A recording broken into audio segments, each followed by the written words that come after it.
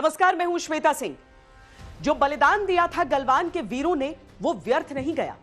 जो शौर्य दिखाया उन्होंने बर्फ से ढकी चोटियों पर, वो रंग लेकर आया। चीन की सेना को लौटना पड़ रहा है। चीन लाइन ऑफ एक्चुअल कंट्रोल पर अपने सैनिकों, अपने हथियारों की संख्या बहुत तेजी से कम कर रहा है। 10 महीने के बाद चीन का लौटना सिर्फ दो देशों के बीच के विवाद के सुलझ जाने भर की प्रक्रिया नहीं है, बल्कि यह लौटना दुनिया से नए भारत का परिचय करता है। वो भारत जो शौर्य और संयम की शक्ति से हर बाजी जीतना जानता है। पैंगोंग लेक के नॉर्थ एवं साउथ बैंक पर डिसएंगेजमेंट का समझौता हो गया। चीन अपनी सेना की टुकड़ियों को नॉर्थ बैंक में फिंगर 8 के पूरब की दिशा की तरफ रखेगा। इसी तरह की कार्रवाई साउथ बैंक एरिया में भी दोनों पक्षों द्वारा की है।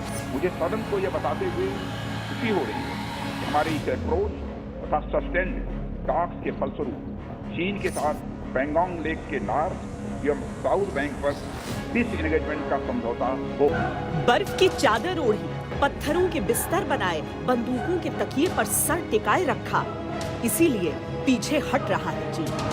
मुझे ये बताते हुए अध्यक्ष महोदय गर्व की अनुभूति हो रही है कि भारतीय सेनाओं ने इन सभी चुनौतियों का डटकर सामना किया है तथा अपने शौर्य और बहादुरी का परिचय पैंगोंग त्सो के साउथ एवं नॉर्थ बैंक पर दिया है। 17,000 फीट की बर्फीली ऊंचाइयों पर टैंकों की नालों से प्रीत निभाई, राफेल से राब्ता जोड़ा, सारा गुरूर थोड़ा थोड़ा करके तोड़ा, इसीलिए पीछे हट रहा है। चीन ने इस बात को माना कि जो LAC का परसेप्शन हिंदुस्तान का है वो फिंगर 8 है और हम लोग फिंगर 8 तक पेट्रोलिंग करते थे।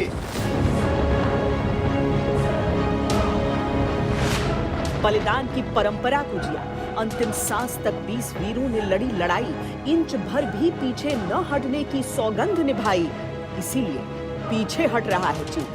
जल हो, थल हो, नभ हो, अंतरिक्ष हो, भारत हर क्षेत्र में अपनी रक्षा के लिए अपने सामर्थ्य के साथ खड़ा है। यही होना था, यही हो रहा है, लेकिन उखड़े हुए तंबुओं और टैंकों के निशानों के बीच कुछ मिथक भी हमेशा के लिए ध्वस्त हो रहे हैं। अब के बाद फिर कोई ये नहीं कह सकेगा कि चीन की सेना को पीछे हटाया नहीं जा सकता, कि चीन को उसकी जिद से झुकाया नहीं जा सकता, कि ऊंचाइयों पर टैंकों की तैनाती लंबे समय तक नहीं की जा सकती। सैनिकों के शौर्य, सरकार के संयम और देश के स्वाभिमान ने अडिग, अटल, अविचल होकर डटे रहने का फैसला किया। डटा रहा, इसीलिए पीछे हट रहा है। का देश से वादा था कि 1 इंच जमीन। अध्यक्ष महोदय, वहीं हमने यह भी स्पष्ट कर दिया कि हम भारत की सॉवरेंटी और टेरिटोरियल इंटीग्रिटी की रक्षा के लिए पूरी तरह से डिटरमिन्ड हैं। नरेंद्र मोदी सरकार भारत की सीमाओं की सुरक्षा के लिए और भारत के सार्वभौमत्व के लिए कटिबद्ध है। इसकी कुछ भी हानि हम नहीं होगी। कि संसद का देश से वादा है कि 1 इंच भी जमीन नहीं लेने दी। 20,000 वर्ग किलोमीटर भूमि को अपना बताता है। भारत ने इन अनजस्टिफाइड क्लेम तथा अनधिकृत कब्जे को कभी भी स्वीकार नहीं किया है।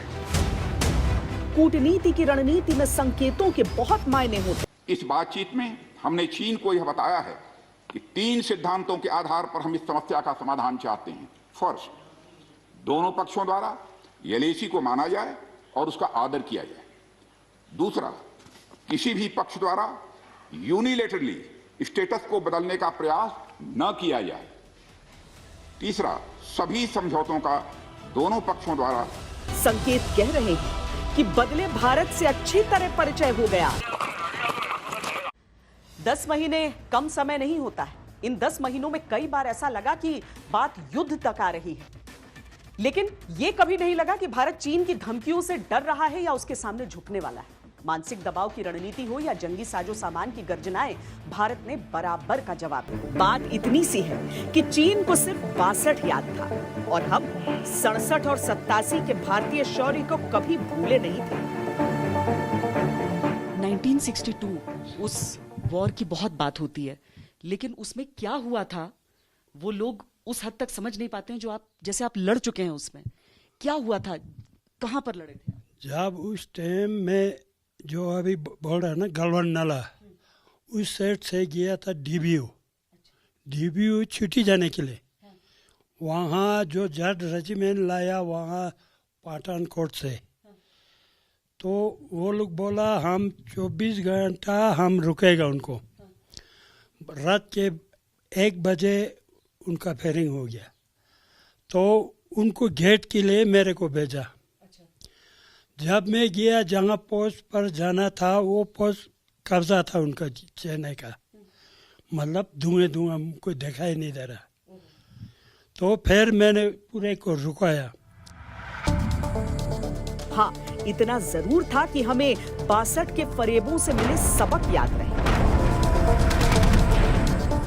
1 घंटा हम पैदल चलना, जहाँ हमारा पानी के किनारे पहुंचा तो वो रुकना, फिर दोनों चढ़ के पानी क्रॉस करता था। पानी जो है हम क्या करता था, दिन में 25-26 क्रॉसिंग होता था। तो कभी कभी जो है थोड़ा पानी रहता तो हम क्रॉस कर लेता था, जूता के सामने रफल लेके 50 रोंदी उठाकर, तो हम चला। उस टाइम अपना झोला साथ में, वहाँ बिस्तर के लिए हमारा लोकल स्टैंडिंग पोनी था। हमें 62 की दुश्वारियों की पीड़ा और कमियां याद रही।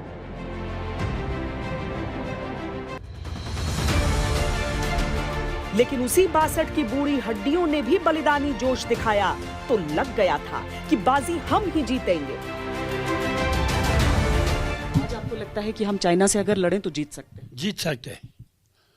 अभी तो सब कुछ है ना, हथियार, मोटर, हर एक चीज हैवी है ना।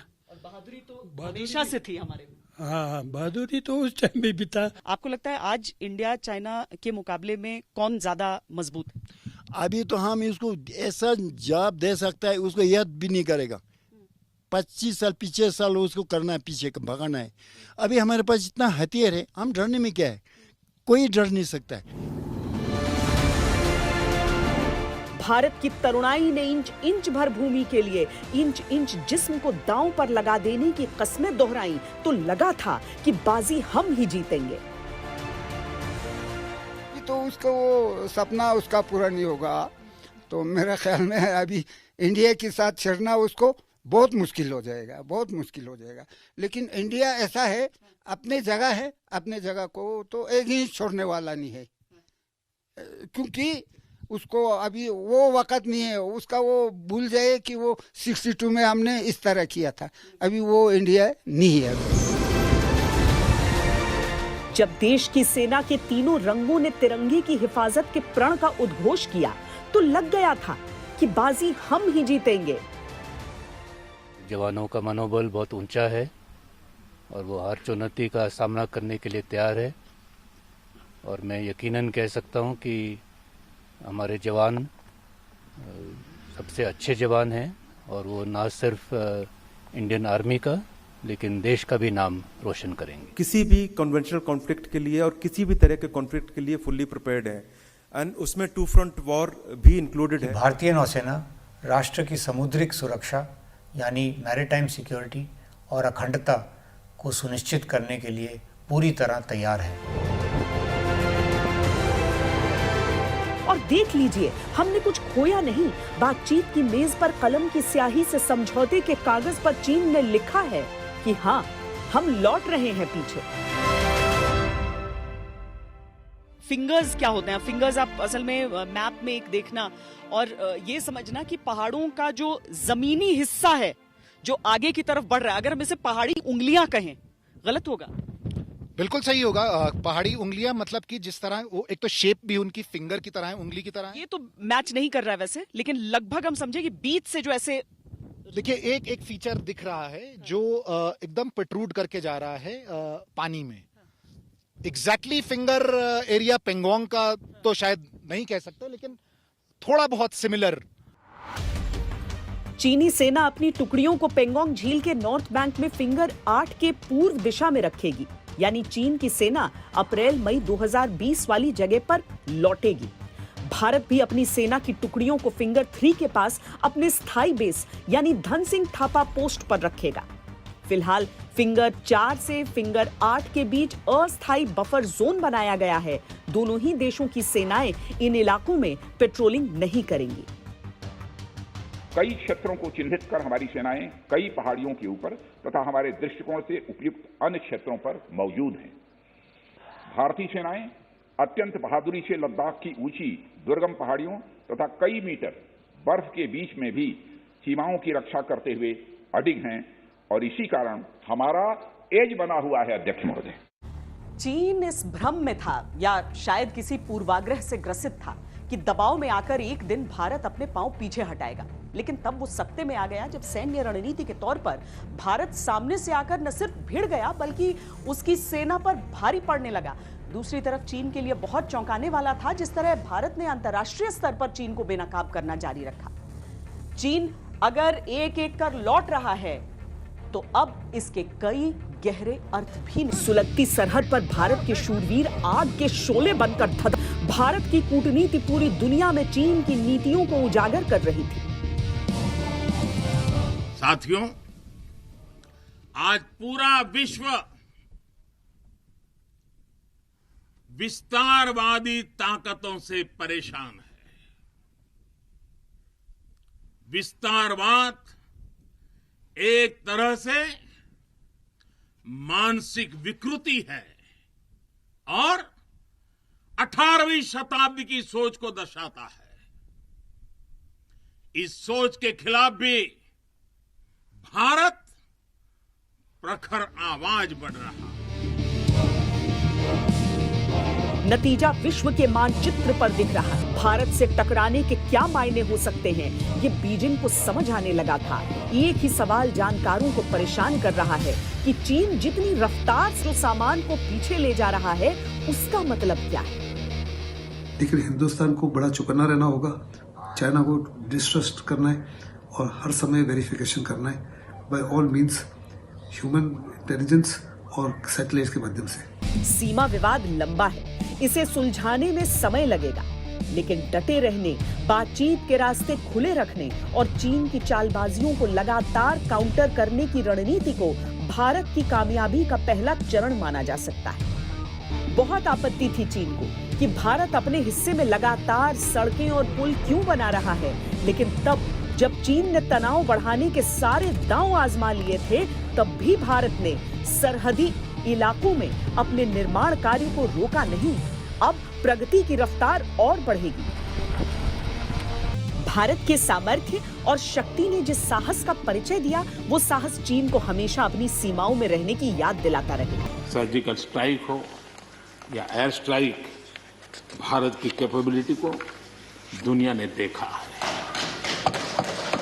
2020 का अक्टूबर बीतते बीतते मगर हिल, मुखपरी, गुरुंग हिल, रेजांगला और रेचिनला की ऊंची चोटियों पर भारतीय वीरों ने नियंत्रण बना लिया और वहां से जिस तरह चीन भारतीय बंदूकों की जद में आया, वो चीन के मनोबल पर बहुत तगड़ा प्रहार था। 5 महत्वपूर्ण चोटियों के अलावा भारत की स्थिति स्पंगुर गैप में बहुत मजबूत हुई और चीन के मोल्डो गैरिसन जैसे महत्वपूर्ण स्थान पर भारत की सीधी नजर पड़ने लगी। चीन बुरी तरह घिर गया। चीन पीछे हट रहा है टकराव के एक हिस्से से, तो इसका एक अर्थ ये भी है कि भारतीय शौर्य और सब्र ने उसके अहंकार को निरुत्तर किया है। हालांकि अभी कई क्षेत्रों में तनातनी बनी हुई है, लेकिन एक मोर्चा तो कम से कम भारत ने आसान कर ही लिया है। भारतीय सेना के साहस, कूटनीतिक संयम और राजनीतिक नेतृत्व के फैसलों ने चीन को उसकी हदों में रहने पर मजबूर कर दिया। जिनपिंग के नेहले पर भारत का दहला हर बार भारी पड़ा। युद्ध का मैदान हो या फिर बिजनेस का मंच हो, विदेशी कूटनीति हो या फिर वैक्सीन डिप्लोमेसी, हर जगह भारत चीन से आगे रहा। लेकिन सवाल यही है कि क्या चीन इन सब से डर गया या फिर कहानी कुछ और है? आखिर चीन लौटने के लिए राजी कैसे हुआ और क्या इस समय जो चीन कर रहा है उस पर पूरा विश्वास किया जा सकता है? एलएसी पर चीनी सेना अड़ी तो भारतीय वीर भी डट गए। राष्ट्र कवि रामधारी सिंह दिनकर जी ने लिखा था, जिनके सिंहनाद से सहमी, जिनके सिंहनाद से सहमी, धरती रही अभी तक डोल। कलम आज उनकी जय बोल, कलम आज उनकी जय बोल। तो मैं आज अपनी वाणी से आपकी जय बोलता हूं, आपका अभिनंदन करता हूं। भारतीय सेना के साहस ने -30 डिग्री में भी चीन को पसीने पसीने कर दिया। भारतीय कूटनीतिज्ञों के संयम ने चीन को कूटनीति के मोर्चे पर परास्त किया। सही टाइमिंग पर सही फैसलों ने बिजनेस के मैदान में चीन की कमर तोड़ दी। You would have seen RM's statement in Parliament yesterday on the agreement reached on disengagement in the north and south bank of Pangong Lake. Now, this agreement was reached after several rounds of sustained negotiations at the military and diplomatic level. युद्ध के मोर्चे पर भारतीय leadership ने चीन को उसकी हदें बता दी। हजारों वर्षों से अनेकों आक्रांताओं के हमलों को, अत्याचारों का मुंह तोड़ जवाब दिया है। हम, और ये हमारी पहचान है, हम वो लोग हैं जो बांसुरी धारी कृष्ण की पूजा करते हैं, तो हम वही लोग हैं जो सुदर्शन चक्रधारी कृष्ण को भी आदर्श मान करके चलते हैं। ताइवान, हांगकांग और तिब्बत पर भारतीय दांव ने पूरी बाजी पलट दी। पिछले 10 महीनों में भारत और चीन के संबंधों का ताना बाना बदल गया। वुहान और महाबलीपुरम की मैत्री तस्वीरों की तासीर बदल गई है। अभिमानी चीन को लाइन पर लाने के लिए मोदी सरकार ने जो फैसले लिए, उसने पूरा गेम बदल। चीन का सुपर पावर बनने का सपना टूट गया। आर्थिक महाशक्ति बनने का घमंड चकनाचूर हो गया। नतीजा ये हुआ, अप्रैल 2020 में चीन जहां था वहीं पर फिर पहुंच गया। पैंगोंग लेक से पूर्ण डिसएंगेजमेंट के 48 आवर्स के अंदर सीनियर कमांडर स्तर की बातचीत हो तथा बाकी बचे हुए मुद्दों पर भी हल निकाला जाए। सभापति महोदय, पैंगोंग लेक एरिया में चीन के साथ डिसएंगेजमेंट का जो समझौता हुआ है, उसके अनुसार दोनों पक्ष फॉरवर्ड डिप्लॉयमेंट को phased, coordinated and verified manner में हटाएंगे। आजाद भारत के इतिहास में चीन से हुए युद्ध के मौकों को छोड़ दें तो शायद ही पहले कभी इतने लंबे समय तक भारत और चीन की सेनाओं के बीच ऐसी तनातनी चली। आखिरी तकरार 2017 में डोकलाम में हुई थी, जिसकी मियाद थी 73 दिन।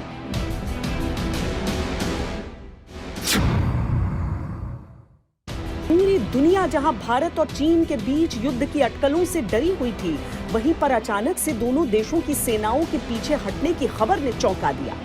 सवाल उठ रहे हैं कि आखिर वो कौन से कारण हैं जिसने बॉर्डर पर बात बना दी।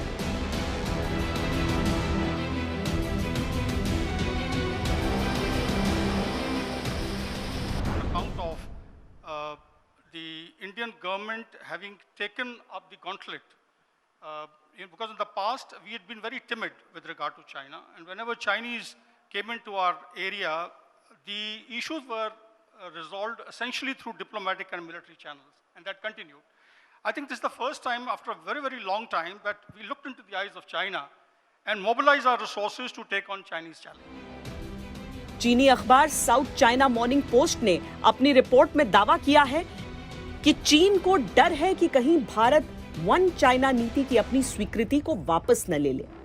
चीन इस नीति के तहत हांगकांग, ताइवान और तिब्बत को अपना अभिन्न हिस्सा बताता है। भारत उन पहले देशों में शामिल है जिन्होंने चीन की वन चाइना नीति को मान्यता दी थी। दुनिया भर के देशों के साथ चीन के राजनयिक संबंधों का मुख्य आधार वन चाइना पॉलिसी है। चाइना कहता है कि पीपल्स रिपब्लिक ऑफ चाइना जो कि मेनलैंड है और रिपब्लिक ऑफ चाइना जो कि ताइवान है, दोनों में के अंदर चाइना का नाम आता है और दोनों एक ही देश है, लेकिन अलग अलग हुए हैं। और वो चाहता है कि इनकी यूनिफिकेशन की जाए और पूरी दुनिया जो है केवल एक ही चाइना को मान्यता दे, बजाय दो चाइना को। बाई एक्सटेंशन वो कहता है जितनी भी टेरिटरीज जिसके ऊपर चाइना का कंट्रोल है, चाहे वो तिब्बत है या उइघुर का एरिया है या हांगकांग है, वो भी by extension one China policy में इंक्लूड करना चाहता है। इस समय ताइवान सीधे तौर पर भारत के साथ व्यापार और राजनयिक संबंध स्थापित करने की कोशिश कर रहा है। मोदी सरकार ने भी ताइवान के साथ संबंधों को लेकर नरम रुख दिखाया है। यही चीन का बड़ा डर है। वो मिलिटरली ताइवान के ऊपर कब्जा करना चाहता है, लेकिन ताइवान ने साफ तौर पे कह दिया कि वो चाइना का हिस्सा नहीं बनना चाहते। हाल ही में भारत तिब्बत सीमा पुलिस की लद्दाख इकाई का नेतृत्व तिब्बती मूल के एक अधिकारी लहरी दोरजी को सौंपा गया। इसके अलावा भारत जमीनी स्तर पर खुद को मजबूत करने के लिए सेना के जवानों को तिब्बत की भाषा, संस्कृति और इतिहास सिखाने पर भी विचार कर रहा है।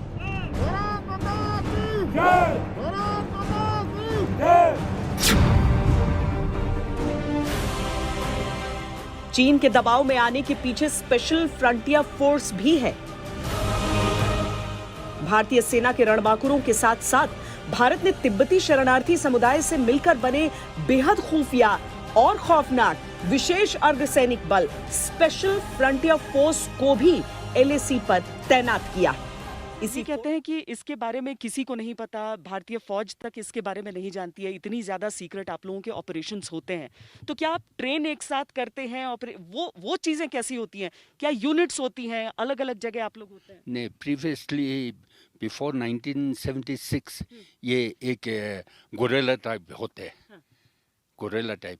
जानकार कहते हैं कि चीन की सेना बहुत तेजी से वापस लौट रही है, तो इसका एक और अर्थ होता है। अर्थ ये कि उतनी ही तेजी से वो डिप्लॉय करने में भी अपने सैनिकों को सक्षम होगा। इसीलिए चीन को बहुत करीब से देखा जा रहा है, उसके हर एक एक्शन को करीब से देखा जा रहा है। वैसे चीन को लगा था कि दिसंबर जनवरी की कड़ाके की ठंड में भारतीय सेना का हौसला टूटेगा, लेकिन उल्टा हुआ। -30 डिग्री में चीनी सेना का मनोबल टूटने लगा, जबकि फौलादी इरादे वाली भारतीय सेना डटी रही। दूसरी तरफ भारतीय कूटनीति ने चीन को दुनिया का खलनायक साबित किया। अमेरिका में राजनीति का परिदृश्य बदला तो वो चीन के लिए और कड़ी चेतावनी लेकर आया। अमेरिका में ट्रंप की विदाई के बाद जो बाइडेन प्रशासन ने भी लद्दाख विवाद को लेकर भारत का खुला समर्थन किया। अमेरिका ने कहा कि पड़ोसियों को डराने के चीन की फितरत के मद्देनजर अमेरिका अपने दोस्तों के लिए हमेशा खड़ा रहेगा। अमेरिकी राष्ट्रपति जो बाइडेन ने जब 8 फरवरी को पीएम मोदी से फोन पर बात की तो उन्होंने हिंद प्रशांत क्षेत्र की सुरक्षा को प्रमुखता दी, जबकि 11 फरवरी को इसी मुद्दे पर चीनी राष्ट्रपति शी जिनपिंग को फोन पर जमकर सुनाया। मोटे तौर पर देखा जाए तो चीन को घेरने के लिए भारत ने हर मोर्चे पर जंग लड़ी। अमेरिका, जापान और ऑस्ट्रेलिया के साथ भारत ने क्वाड का गठन किया। आत्मनिर्भर भारत का आगाज कर चीन को बड़ी आर्थिक चोट पहुंचाई। मेड इन चाइना ऐप्स पर बैन लगाकर चीन को बड़ा झटका दिया। वैक्सीन डिप्लोमेसी से पड़ोसी देशों के साथ ही दुनिया से संबंध मजबूत किए। हम लोग, क्योंकि 60% हम लोग का वैक्सीन मार्केट वर्ल्ड का प्रोडक्शन इंडिया से ही होता है, हम लोग इंडिया से पूरे के पूरे रीजन में और पूरे के पूरे दुनिया में ये ह्यूमैनिटेरियन एक्ट से हम लोग की जो कोविड-19 डिप्लोमेसी है, जो वैक्सीन हम भेज रहे हैं, उससे भारत का पूरे रीजन में, पूरे दुनिया में स्तर बहुत ऊपर हो गया है। हिंदुस्तान को अगर किसी भी तरह की चुनौती का सामना करना पड़ता है तो पाकिस्तान को बड़ी खुशी मिल जाती है इसमें। चीन के साथ भारत का विवाद बढ़ा तो पाकिस्तान को उसमें अपने लिए संभावनाएं नजर आने लगी। मतलब अजीब मुल्क है पाकिस्तान, उसे अपनी बर्बादी नहीं दिखती, बस भारत के अहित के सपने देखता है। अब जब LAC पर उसका सरपरस्त चीन वापस लौट रहा है तो पाकिस्तान में गजब की टेंशन हो गई है और खौफ भी हाई है। भारत के साथ लगी सीमा को लेकर चीन के हर फैसले का सीधा असर पाकिस्तान पर भी पड़ता है, क्योंकि अमेरिकी सरपरस्ती हटने के बाद पाकिस्तान मेड इन चाइना हवा के दम पर ही भारत के सामने उड़ता रहा है। हालांकि भारत से दुश्मनी के चक्कर में पाकिस्तान चीन के कर्ज जाल में इस कदर उलझ गया है कि उसे निकलने का रास्ता तक नहीं सूझ रहा। हालात ये हैं कि अब पाकिस्तान के हर फैसले पर चीन का साफ असर देखा जा सकता है। ऐसे में जिस चीन के दम पर पाकिस्तान बड़ी बड़ी बातें करता था, जिस चीनी सेना को अपना रक्षक समझा था, जब वो खुद भारत के सामने ढेर हो गई हो तो समझा जा सकता है कि पाकिस्तान के मनोबल पर कैसा असर पड़ेगा।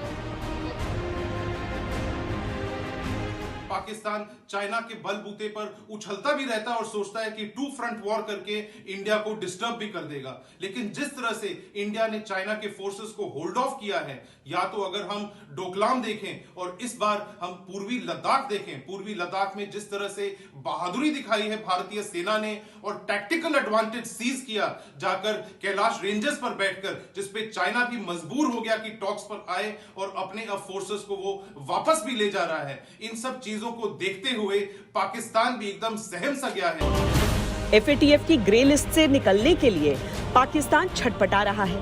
वहां भी वो अब तक अपने आका चीन के वीटो की वजह से बचा हुआ था, लेकिन 1 जुलाई 2020 से इसमें भी बड़ा बदलाव हुआ। FATF के अध्यक्ष चीन के जियांगमिन लियू की जगह जर्मनी के मार्कस प्लियर बन गए हैं, जिसके बाद से पाकिस्तान पर लगातार दबाव बढ़ता जा रहा है। इसीलिए पिछले कुछ दिनों में दिखाने के लिए ही सही, उसने कई आतंकी संगठनों पर कार्रवाई की है। ऐसे में पाकिस्तान को डर है कि जो चीन अभी तक संयुक्त राष्ट्र संघ में उसके आतंकियों को संरक्षण देता रहा है, कहीं वो वहां भी पलटी न मार ले। बदलते भारत ने पूरी दुनिया की सोच बदली है। चीन को भी बहुत जल्दी सोच अपनी बदलनी पड़ेगी। अच्छा है वापसी का एक रास्ता खुल गया है, बाकी जगहों से भी वो जल्दी लौट जाए और अपने देश पर ध्यान दे तो उसके लिए बेहतर होगा। अभी के लिए इतना ही। देश और दुनिया की बाकी खबरों के लिए आप देखते रहिए आज तक। नमस्कार, मैं हूं अंजना ओम कश्यप। हमें उम्मीद है ये वीडियो आपको पसंद आया होगा। लेटेस्ट खबरों के लिए यूं ही देखते रहिए आज तक और इस वीडियो के पसंद आने पर लाइक, शेयर एंड सब्सक्राइब करना ना भूलें।